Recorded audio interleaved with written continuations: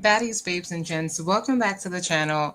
I am back with a day 6 update of the Diddy trial. And listen, it is not looking good for Diddy at all. Dawn Richard, former singer with Danny B. Kane under Diddy, testified that basically he threatened her life and told her that where he comes from, people who talk go missing. Yeah, all that and more on this episode of Bad Girls Talk. Make sure you hit the like button and subscribe to the channel.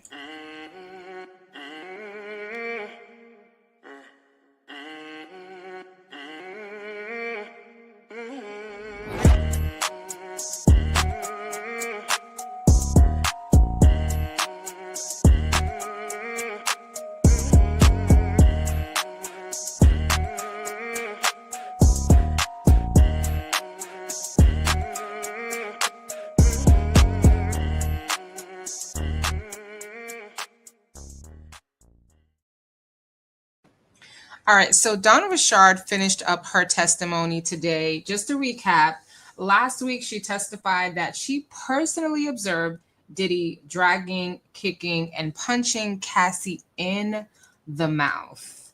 She also testified about him coming at Cassie with a skillet, an iron skillet, and Cassie was able to kind of duck out of the way. And she testified that Diddy actually hit Cassie with a closed fist. The prosecutors asked her, what will prompt these acts of violence, and which, of course, the defense objected, and it was overruled. But she said, when you did speak up for, what was going on, what was happening with these acts of violence, and Richard testified that basically these things would happen whenever Cassie would speak up for herself. So, it's just really sad to hear these things. Richard also talked about an event in 2009 where she says Diddy punched Cassie in the face, giving her a swollen eye. They had attended an event in Central Park not too long after that, and Cassie was wearing sunglasses, probably to hide her swollen face or her black eye.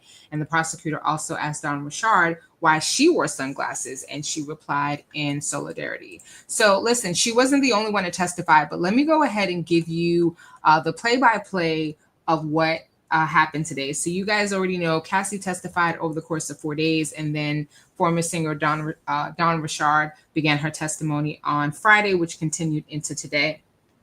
And again, Dawn Richard is formerly of the girl group Danny B. Kane. Here she is performing with Diddy on stage. And so she said, she was there. She witnessed a lot of things happening at Diddy's house, at his home studio.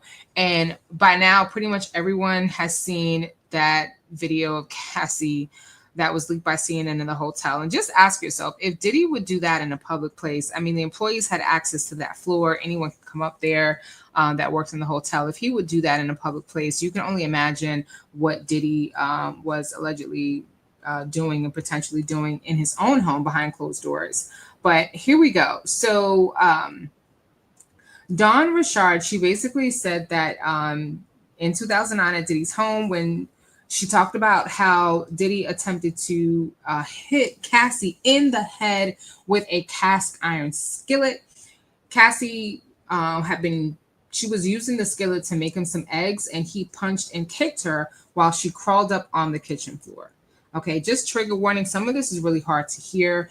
There were 2 other incidents where Dawn Richard said that she witnessed during her time with Diddy in the group Dirty Money, which lasted from 2009 to 2011. She said that Diddy punched Cassie in the face with a closed fist at his home in New York and punched her in her stomach at a restaurant in Los Angeles. So what they're alleging didn't just happen behind closed doors. It actually happened in public. That is how much Diddy felt like he could do and say whatever he wanted.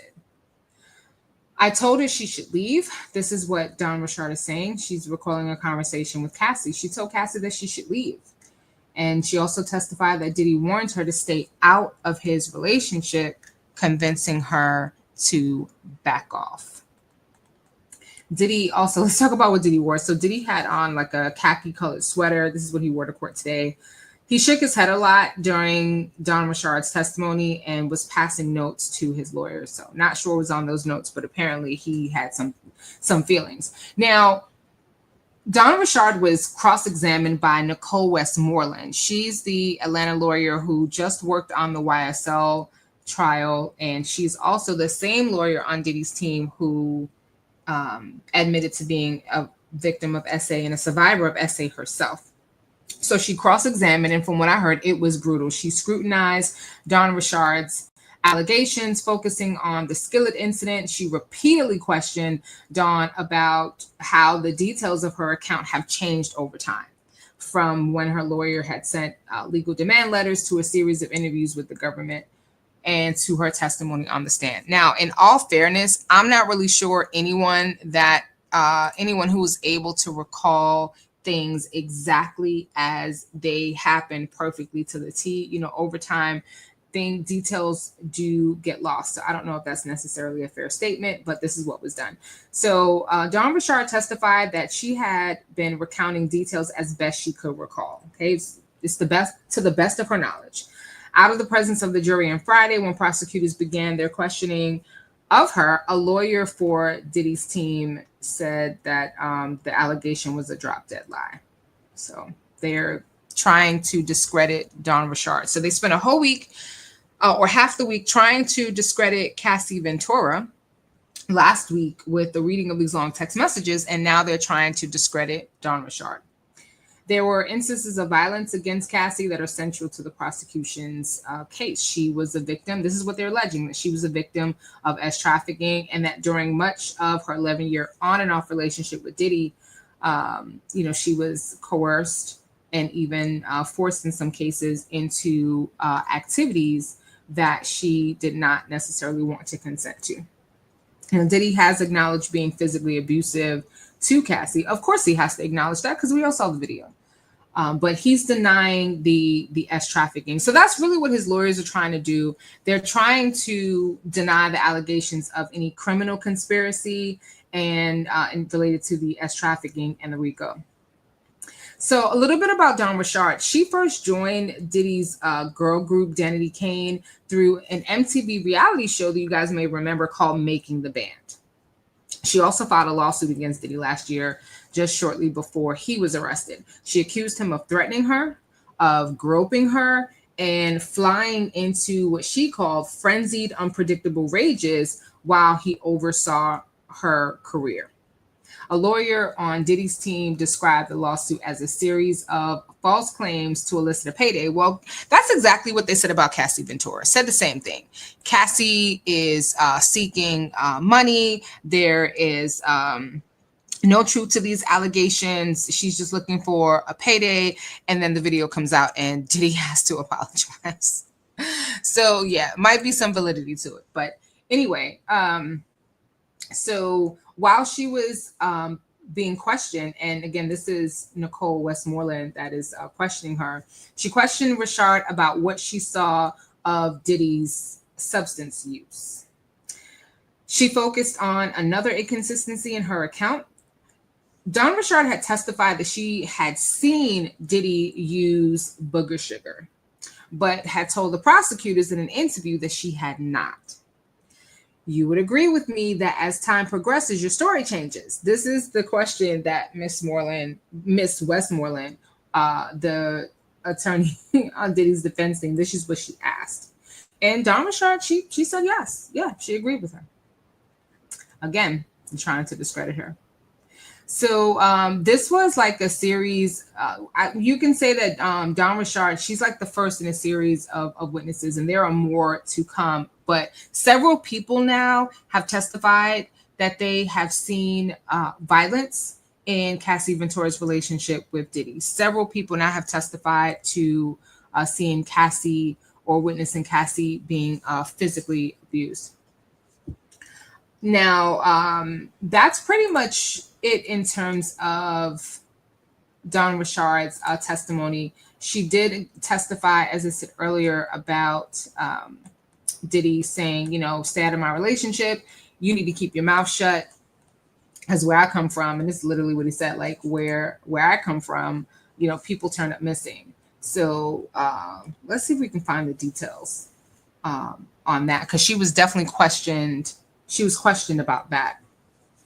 So she told him that she told him that basically not only did Dawn Richard, but there was another woman present when Diddy attempted to attack Cassie with the skillet, and so there was someone else who was there. But Dawn Richard told the jury that Diddy issued a threat on her life that day after she witnessed him try to hit Cassie in the head with the skillet, and after she witnessed her being beaten. And again, she says there was another woman who was also there who saw the attack, and that Diddy basically told them that they could go missing if either of them talked about what they saw. Assistant U.S. Attorney Mitzi Steiner asked Dawn Richard, what does she mean by we could go missing? She said that, we could die. She said she was shocked by all of that, and shocked by what she experienced, because this was just the beginning of her career with Diddy. She had just started to record. And so, she was kind of taken aback by all of that. Let's see. She also testified, because they asked some other questions. That's basically what she said, that if Diddy didn't get his way, people could go missing. This is the highlight of her testimony, and this is ultimately what she's testifying to. When Diddy, and if he didn't get his way, people could go missing. So the prosecutors were honing in on that, because this kind of falls in line with the racketeering charge. And she explained that that's what he meant by that statement, that you might you might turn up missing, right? He told them that it was in their best interest not to talk, adding that where he come from, people go missing if they talk. So that was basically the highlight of her testimony. And then we have an ex or former friend of Cassie Ventura by the name of Kerry Morgan. She took the stand, and she was the next witness. Now, she testified that she was a close friend of Cassie Ventura for about 17 years, but they don't talk anymore. And she said that she did not want to testify, but she appeared only because she was subpoenaed. So Kerry Morgan, she recalled witnessing several instances of abuse, including a trip to Jamaica, where she said that she saw Diddy drag Cassie Ventura by her hair and push her to the ground. She said that Cassie hit her head on a brick surface and didn't move for about 20 or 30 seconds, and she thought that Cassie had been knocked out. But then she testified that later Cassie got up and hid from Diddy in a ditch. Can you imagine? Oh my gosh. This is why I say it's not looking good for Diddy, because these types of testimonies, now you're having people kind of corroborate some of what Cassie described in her own testimony. Even if they were not there for everything that Cassie talked about, they're still recalling other incidents that we hadn't even heard about. So Kerry Morgan also recounted Diddy visiting Cassie's apartment early in March of 2016, not long after he had assaulted her in the Los Angeles hotel. That was the video that we all saw that was dropped by CNN. Morgan testified that Diddy yelled and tried to get into the house by hitting the door with a hammer. Really, Diddy? A hammer? So you just gonna knock the door down? Okay. Diddy's nuts. Sitting on the couch, Cassie just appeared to be numb to the racket. This is what Morgan testified to, saying, I don't think she cared if he came in and unalived her. The police arrived at the apartment a few hours later, according to Kerry Morgan, though she said she did not know who had called them. Probably a neighbor. I mean, if you see, listen, I don't care, celebrity or not, you see a black man taking a hammer to somebody's door, you're calling the police. Let's just be real. Now, what happened is that Cassie had testified that she declined to tell the officers who had injured her.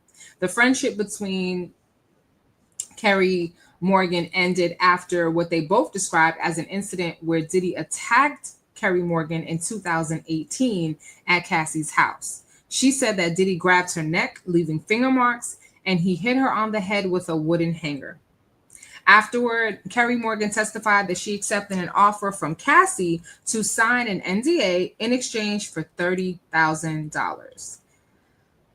Near the end of the day, the prosecutors began questioning their seventh witness, David James, who was a personal assistant for Diddy for 2 years. So just so you guys know, there are more witnesses coming forward that are going to testify. Regina Ventura, who's Cassie's mother, Jordan Atkinson, who's a former personal chef for Diddy, who accused him of shoving her to the ground, and Sheree Hayes, who described herself as an exotic dancer, himself. This is a guy. Okay. So Sheree Hayes described himself as an exotic dancer who goes by the name of Punisher. And we've heard that name before because Cassie testified that Punisher participated in several FOs with her and Diddy. And I guess we don't have to use much imagination to figure out why he's called the Punisher. But anyway, during Cassie's testimony, even though the defense did try to undermine her account of a woman being coerced into these things instead of a woman who was desperate to escape. But one of Diddy's lawyers kind of seized on an inconsistency in the timing of the R allegation, suggesting that Cassie consented to the FOs and posited that the his pharmaceuticals and jealousy over, I guess, his cheating and all these other women that he had, and not coercion into participating in these things was really the true cause of the violence in what they're calling a troubled and toxic, but still loving relationship. And this is where I think they're going to struggle, because anyone listening to this can see that there was no love in this relationship. There was a lot of gaslighting and a lot of Cassie being taken advantage of and a lot of abuse. I don't understand how the defense can call this a loving relationship. They already said the relationship was violent, it was troubled, and it was toxic. How does that equate to a loving relationship? Yeah, I really, really don't know. But that is what has been going on so far today. I want to keep this video relatively short. So those of you who are looking for just a quick highlight of what happened today, there you have it. I will post some additional information. If you want to know some of the specific questions that were being asked in the courtroom, just check the community wall and I'll post some not text messages, but some of the transcript there. So thank you so much for watching. Make sure you like the video, subscribe to the channel if you have not already done so, and I will see you on the next one. Thank you so much for watching.